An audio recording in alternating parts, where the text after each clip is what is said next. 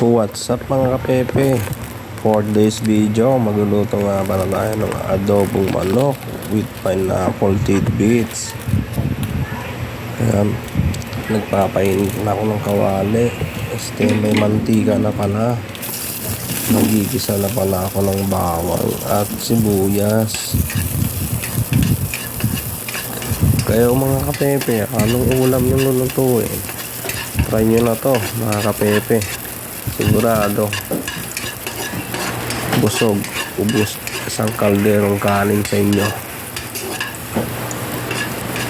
Ayan mga kapepe, oh.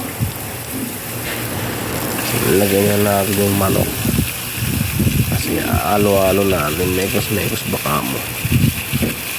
Kaya mga kapepe, masarap tong ulam na to.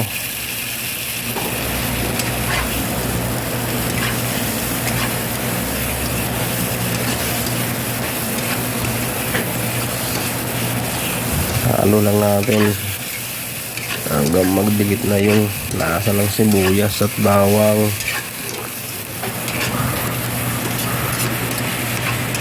Halo lang natin ng mabuti mga kapepe. Ano ba yan?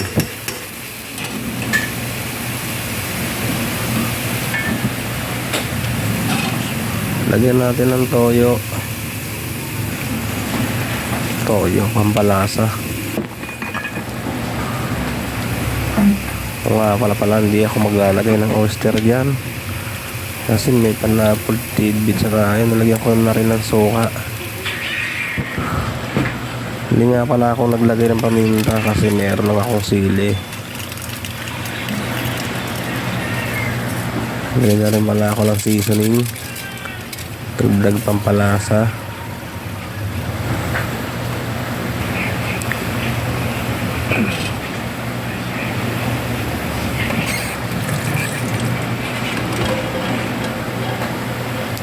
Naglagay ako ng dalawang sili para medyo may kagat, kaya din ako maglalagay ng paminta.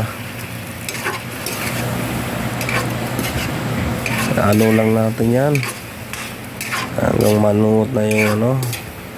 Sana lagyan ko nga pala ng onting toyo pa yan kasi kulang pa yung toyo. At isasabay ko na rin yung ano dyan, yung pineapple tidbits natin.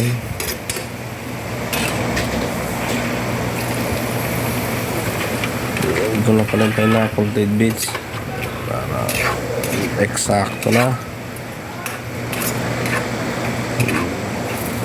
para pag